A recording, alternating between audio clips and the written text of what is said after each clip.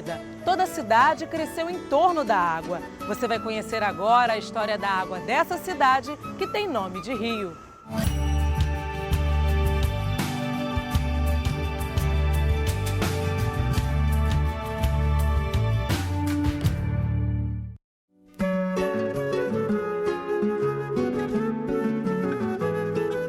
A cidade foi fundada na Urca por Estácio de Sá em 1565. Começa aí a disputa pelas águas do rio Carioca entre os franceses, que ocupavam a ilha de Villers-Gagnon, e os portugueses que estavam no Morro Cara de Cão. Para entender melhor desse assunto, nós vamos conversar com quem conhece dessa história. É o professor Gilmar Machado de Almeida. Ele veio me encontrar na foz do rio Carioca. O que você sente estando aqui nesse lugar, professor? A maior parte dos pesquisadores, dos historiadores, trabalham pesquisando com documentos, leis, pesquisam imagens, quadros. Eu tive a oportunidade de desenvolver a minha pesquisa com um elemento que, na minha concepção, é fundamental para a vida. E não é apenas isso, né? Trata-se do rio Carioca. O rio que, de muitas maneiras, ele fundamenta a identidade de uma das cidades mais belas do planeta. Por que o rio Carioca já era motivo de tanta disputa? Você vai ter uma cartografia do século XVI que sinaliza a presença do rio Carioca muito próximo da entrada da Baía de Guanabara. Então a gente pode imaginar que as embarcações que passavam pelo litoral vinham se abastecer de água desse rio. Isso dá a ele um destaque que nenhum outro rio tinha. O curso desse rio foi muito alterado? Sim, foi bastante alterado, porque desde o início o rio Carioca ele vai ser a principal fonte de abastecimento da cidade, né? E, consequentemente, vai ser polo de atração de pessoas que gradativamente vão se fixar ocupando as margens. Onde ainda é possível ver o curso do rio natural? Só existe um lugar no rio onde é possível ver isso.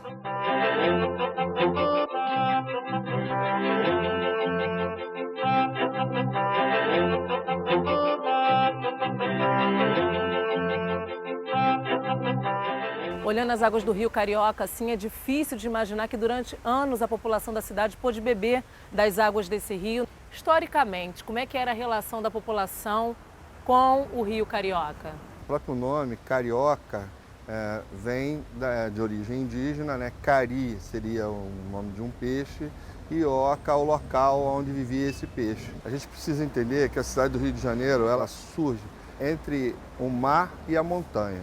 E a cidade ela vai se expandir do centro para onde hoje nós chamamos de Zona Sul. Uma parte da população que vai, de alguma maneira, se isolar do centro da cidade, vai construir as primeiras residências próximas ao rio, com o intuito de ter alguma vantagem em relação à obtenção da água. Mesmo esses moradores que moravam próximo do rio Carioca, por volta do século XVIII, já tinham que buscar água próximo às nascentes, porque o rio foi rapidamente sendo poluído pelos moradores que ocupavam as suas margens. E do abandonado Largo do Boticário, nós vamos para um outro canto da cidade que muita gente conhece, mas que pouca gente sabe por que foi construído.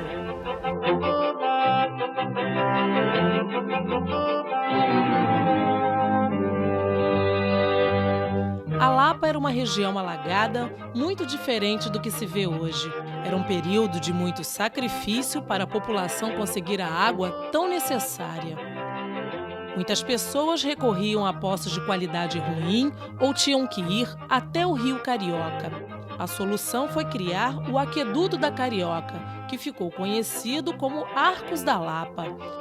Na verdade, os arcos eles vão ser construídos para, de alguma maneira, aproximar a água do núcleo populacional da cidade, que ficava próximo ao Morro do Castelo. Na verdade, a cidade se desenvolveu a partir do Morro do Castelo. E foi uma grande obra que precisou ser refeita, né, professor? Sim, é um projeto que foi desenvolvido com um material que não durou muito tempo, né, com madeira.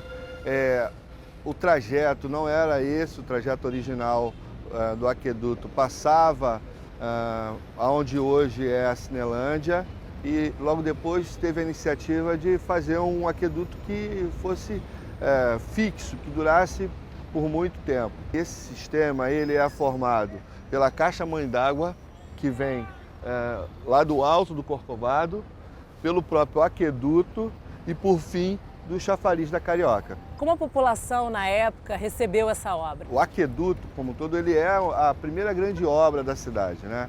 E a população recebe muito bem, porque vai diminuir um sofrimento, né? Que era se deslocar 4, 5 quilômetros para obter a água. A gente que recebe água na porta de casa, às vezes não tem a dimensão do quanto isso é importante. Um fato curioso é que, para proteger o abastecimento, a Câmara dos Vereadores nomeava o parlamentar mais velho como protetor do Rio Carioca. Ele devia impedir que moradores desviassem o curso do rio ou jogassem lixo nas suas águas. Essa região que vai receber a água, ela vai ser toda modificada, né, para receber um aparelho, que são os chafarizes. Quando o volume de água era menor, você tinha a disputa entre os escravos e aguadeiros, né, escravos da casa, que buscavam água para as residências às quais eles serviam, e escravos que eram dedicados a vender essa água. Então, nesse período de estiagem, o governo estipulava períodos que eles chamavam de período de tamina, que era o período para se pegar menos água nos chafarizes. E nesse momento era muito comum a luta entre escravos.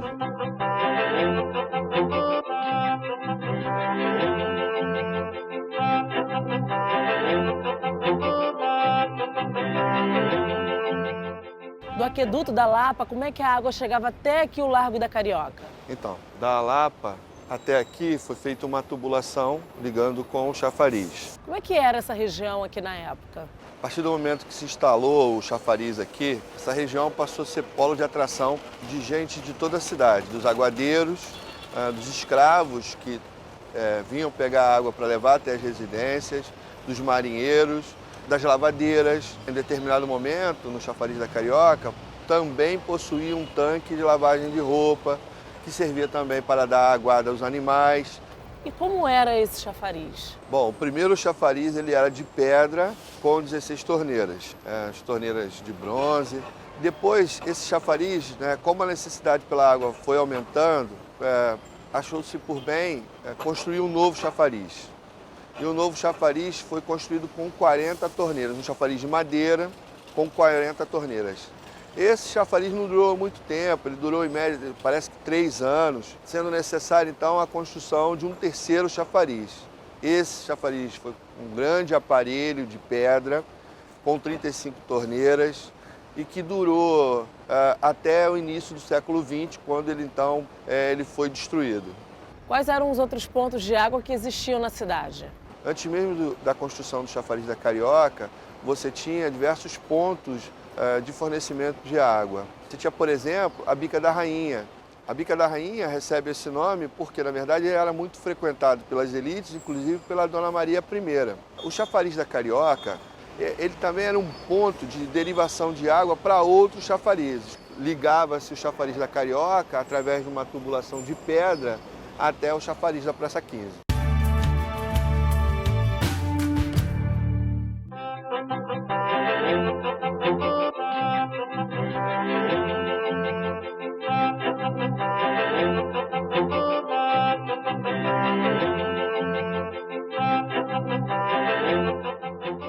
Professor, se o chafariz do Largo da Carioca estava funcionando muito bem na época, por que foi construído um outro chafariz aqui na Praça 15? Esse chafariz ele vai ser construído com a função de dar água aos marinheiros, porque aqui, nessa parte, chegavam muitas embarcações. Antes disso, os marinheiros que abasteciam no Largo da Carioca, você tinha muitos conflitos com os escravos, com os aguadeiros, e aí se pensou em criar esse chafariz com essa função. Professor, cada chafariz era um verdadeiro monumento. Esse, por exemplo, foi construído por Mestre Valentim, não é isso? Isso. O Mestre Valentim construiu várias obras aqui na cidade, né? Ele era uma espécie de arquiteto que planejou obras magníficas, entre essas obras o chafariz. Esse é um chafariz que ele aparece representado em uma obra de arte do Debré. Era um polo de atração de toda a população dessa região que vinha para cá para se abastecer, mas também vinha como forma de trocas culturais. E é muito curioso, né? Algumas pessoas, alguns transeuntes passam por aqui e olham para esse chafariz e costumam fazer o sinal da cruz, né? Como se ele, na verdade, fosse uma capela, né? Mas, na verdade, o chafariz não tem nenhuma vinculação religiosa. Ele serviu, na verdade, como mais um aparelho a fornecer o abastecimento de água para a cidade do Rio de Janeiro. Para abastecer os chafarizes e bicas da cidade, era necessário um elaborado sistema de captação da água. Assim, foram construídos a caixa e o reservatório da Mãe d'Água, numa clara referência ao reservatório da Mãe d'Água das Amoreiras, localizado em Lisboa. À época, era um dos sistemas mais modernos do mundo. Para financiar as obras, foi criado um imposto sobre o consumo do vinho. Era o álcool financiando a água. Por que o reservatório foi construído justamente aqui nesse local onde nós estamos? Então, a gente tem, no mínimo, duas explicações para isso. A primeira é que o sistema inteiro era por gravidade, então havia necessidade que a captação fosse feita numa parte mais alta da cidade, para que a água pudesse escorrer do reservatório até os pontos de distribuição, as bicas e chafarizes. Os reservatórios eles foram também construídos cada vez mais próximos da nascente, de forma a evitar que a região próxima da captação da água pudesse ser ocupada pela população. O reservatório da Mãe d'Água, ele na verdade, ele é uma grande represa, né? Mas ele não tratava a água. Fazia um processo de decantação para que retirasse um pouco da sujeira, das impurezas, mas ele não tratava a água. Nós estamos, na verdade, diante de um grande patrimônio da cidade. E atualmente, como é que é a relação da população com esse patrimônio da cidade? Então, o reservatório poderia ser um grande centro de referência em relação a estudos de educação ambiental. E eu acho que é fundamental que a gente crie, instrumentalize uma consciência na população para que ela entenda que aquela água que chega até a casa dela não chega por passes de mágica. Existe toda uma estrutura técnica que foi construída, existe uma instituição que foi desenvolvida historicamente e que se dedica a essa tarefa de levar à casa de todos os habitantes a esse bem fundamental para a vida, que é a água. E a quantos metros de distância nós estamos da nascente do Rio Carioca? Está preparada para caminhar? Vamos tentar? Vamos tentar?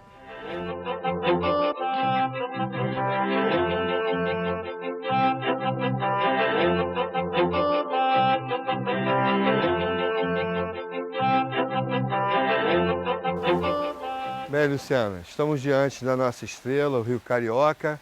Boa parte da população que vive nessa cidade e que tem orgulho de falar que é carioca, talvez não saiba, mas a sua identidade é uma identidade formada através da água. Porque foi a água desse rio que durante muito tempo serviu para saciar a sede dessa cidade.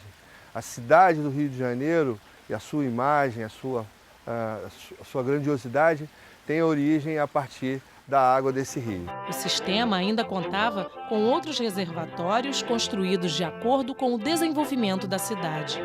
Muitos, mesmo esquecidos, ainda podem ser vistos. É o caso do reservatório da Ladeira do Ascurra, no Cosme Velho, uma linda construção, hoje completamente abandonada.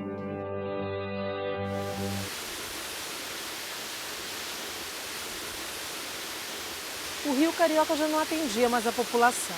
Quando se percebeu isso? Quando o sistema que captava a água do Rio Carioca ficou pronto, essa água passou a ser distribuída para vários outros pontos da cidade. Num determinado momento, o sistema ficou saturado e os responsáveis pela cidade pensaram então numa nova fonte, num novo lugar para se captar essa água. E qual o principal rio que passou a abastecer a cidade? O Rio Maracanã e outras nascentes, como o caso da Cascatinha. Essa região aqui, ela vai entrar no sistema como uma solução não só para resolver os problemas que a cidade tinha por volta do início do século XIX, mas também para ser uma fonte que suprisse a necessidade para muito tempo, para o futuro. Como a cidade quase sempre era pega de surpresa com a falta d'água, as medidas, o planejamento era sempre feito de forma muito precária. Então, a construção e o projeto para se executar a captação de águas quase sempre tinha algum tipo de problema, seja na própria estrutura, que era precária e às vezes desabava, seja na própria maneira como a água era captada. Que a gente precisa entender que todo o processo de planejamento do abastecimento de água, ele sempre era executado num período de crise. A cidade passava por uma crise de abastecimento de água e então, emergencialmente, se fazia uma obra para suprir aquela necessidade. Até quando a cidade pôde usar das águas da Cascatinha? Por volta de 1850, essa fonte também já estava esgotada. E aí foi necessário buscar água fora da cidade do Rio de Janeiro.